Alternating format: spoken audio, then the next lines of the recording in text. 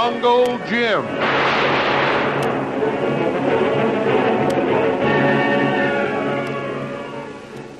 The adventures of Jungle Jim, broadcast weekly over this station, are dramatized from the full-color action pictures to be found in the Comic Weekly, the world's greatest comic supplement that comes to you each week with your Hearst Sunday newspaper.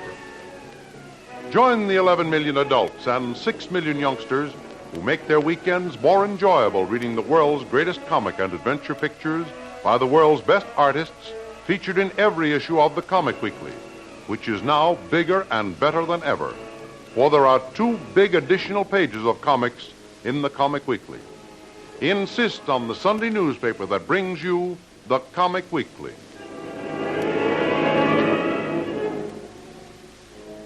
There was only one hitch in the final negotiations between Jim and Inspector Channing of the FBI over Jim's acceptance of the case in which he was to uncover a plot to sabotage the Panama Canal. That hitch was Jim's insistence that Channing hire Kitty St. John to act as Jim's secretary on the case. Although, like Jim, Channing admired Kitty's courageous efforts to support herself when her fortune was swept away, Channing hesitated sending a woman on such a dangerous mission.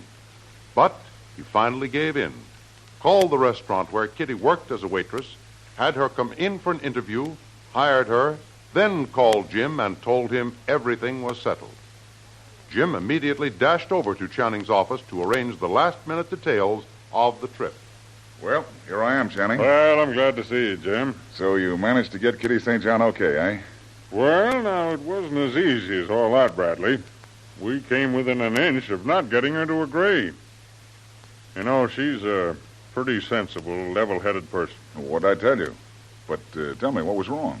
Well, you see, I explained to her we had a special agent going to Panama that needed a confidential secretary, and she'd been recommended for the job. You didn't say who recommended her or who she was going to work for, did you? Of course not, you fathead. Fine. Well, anyhow, she warmed up the idea very quickly. I questioned her on her knowledge of Spanish, and she passed that easily. Speaks fairly good French, too. Then came the bombshell. What? Well, I said, naturally, she'd have to take dictation, shorthand, and be able to handle a typewriter. Well, you should have seen her expression change. Face dropped and her chin sagged, and she got up slowly and started for the door, saying she was sorry, but she guessed she wouldn't do. No shorthand or typing. Well, it was tough, but you didn't let her get away, did you? Well, not quite. Although she was going out the door before I could think up another idea to hold her. Well, I jumped up and told her to come back. But I had another offer that she might be qualified to accept. Knowing Spanish and being able to talk and translate, she'd make our agent a very valuable assistant. Would she accept that? Well, she did. So I told her to go home, pack, be ready to leave at 6 in the morning. Nice going, Inspector. Fast thinking. Now, you say we're to leave at 6 in the morning. That's right. How and where? By plane, from the municipal airport. We've chartered a special plane for you. You'll go from here south to Los Angeles.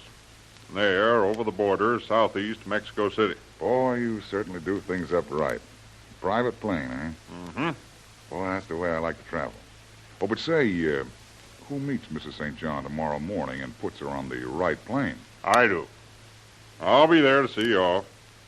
I want you and your man Kolu to get aboard early so that when she arrives, I'll escort her to the plane, put her aboard, and signal a takeoff. Then I bob up and surprise her with the news that I'm to be her boss on the trip, huh?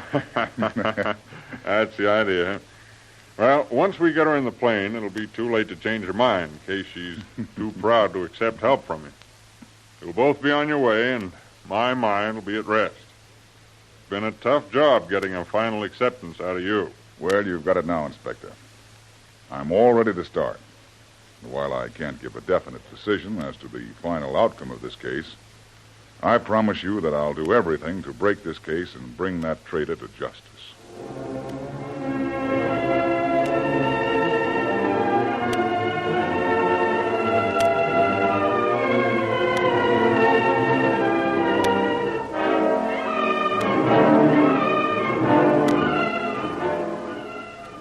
After his meeting with Channing, Jim made a hurried shopping tour for supplies and equipment. At dawn, he was at the airport checking and supervising the loading of his baggage and supplies. Inspector Channing arrived just after the plane was loaded. Well, see, you're on the job early, Jim.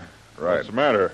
Afraid you might miss the plane? No, I just wanted to be out here and see that all my baggage and equipment was safely stowed away. I didn't want to leave anything behind. You know, there are no shops where we're going, and we can't replace things very easily. Yes, you're right there, Jim. Everything all okay? Yep, except the few personal things I'll need on the trip going down. Kolu will put them in the plane when we take our seats. Well, your friend Mrs. St. John is due here any minute now, so unless you want to spoil the surprise, you'd better get aboard out of sight. Okay, Channing. I'll say goodbye to you now. Now, don't expect to hear from me too soon. I might delay reporting to you until I've thoroughly surveyed the situation. Okay, Jim, suit yourself. I won't worry about a little delay.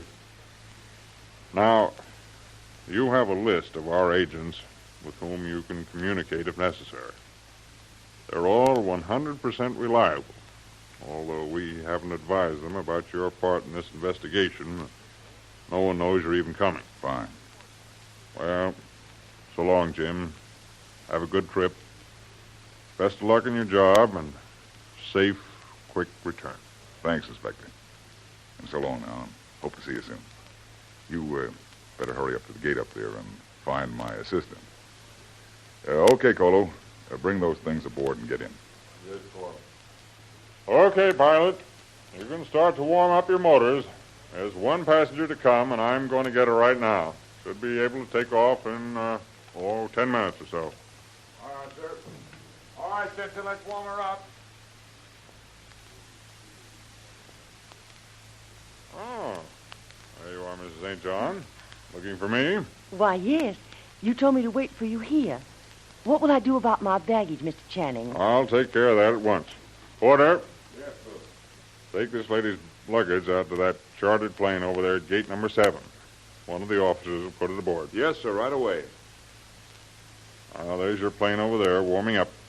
Better get started. Yes, Mr. Channing. Oh, but how about the rest of the party? My boss and the others. Simpson. Where are they? Well, they're all here. They were out here before I was, seeing that all their supplies were safely loaded. That new boss of yours is a stickler for details. Nothing gets by him. Mm-hmm. Well, how do you feel about starting out on this big trip? You don't seem very excited. No, Mr. Channing. A few months ago I might have been, but not anymore. I've been through so much in the past 4 months that I've become sort of hardened to excitement. I'm beginning to take things in their stride, keep my head and take the breaks as they come. Well, that's a swell attitude to take, Mrs. St. John. Keep it up. You'll need that kind of courage on this trip.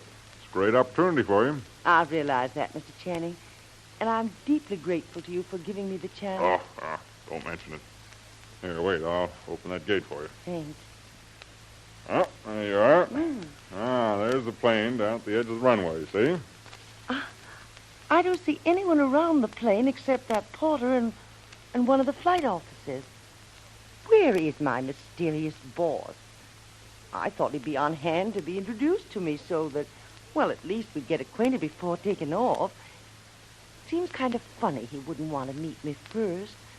After all, it is going to be a long trip, and I must say I don't quite like the idea of flying off to Panama with a total stranger. Oh, come, Mrs. St. John. I thought you took things in your stride. Not getting nervous or suspicious, I hope. Oh, no, not at all. It's just natural feminine curiosity to want to at least get a glimpse of the man who's going to be locked in a plane with you for several thousand miles, even if he is an FBI official. Now, don't be in a hurry, young lady. You'll have plenty of time to get acquainted with him, and take it from me, you'll like him a lot. Great fellow. You two will hit it off as perfectly as the rhythm of those, as those plane engines there. I don't doubt that.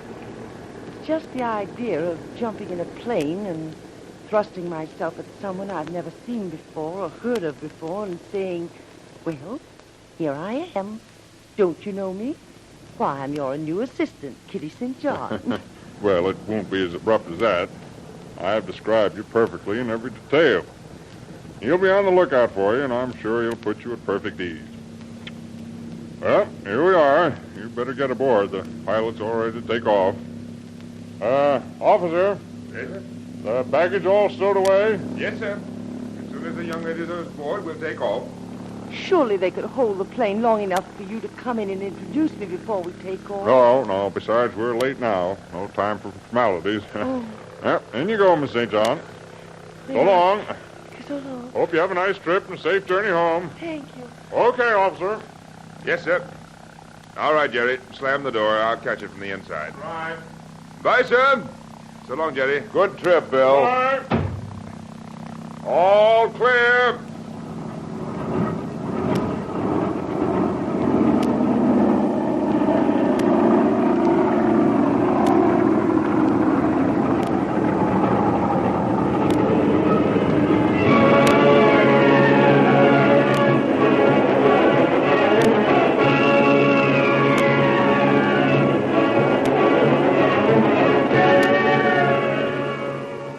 Down the long concrete runway, up into the air, the big passenger airliner takes off on the first leg of its eventful journey southwest to Mexico. What happened inside the cabin of the airliner when Kitty St. John went in and discovered who her new boss was to be? And in the excitement of the preparations for the big case, has Jim forgotten Lil way down east on her parents' farm? Has he written her regarding his decisions to help Kitty St. John by securing her a place as his assistant? If so, what will Lil's reactions be to this move when she was refused a place in the expedition? There are dangerous complications in the answers to these questions, so don't miss the next exciting episode in the adventures of Jungle Jim. Remember, you can follow these adventures in the full-color action pictures to be found in the Comic Weekly, the world's greatest comic supplement containing the best full-color adventure and comic pictures. Remember, no other comic supplement can give you the top names of Cartoonland like the all-star favorites to be found in the Comic Weekly. The whole family follow the fun and frolics of Jiggs and Maggie, the Little King, the immortal Donald Duck, as well as the exciting adventures of Flash Gordon and Jungle Jim. Join the 11 million adults and 6 million youngsters who every week find the greatest of home entertainment in the Comic Weekly, which comes to you with your Hearst Sunday newspaper.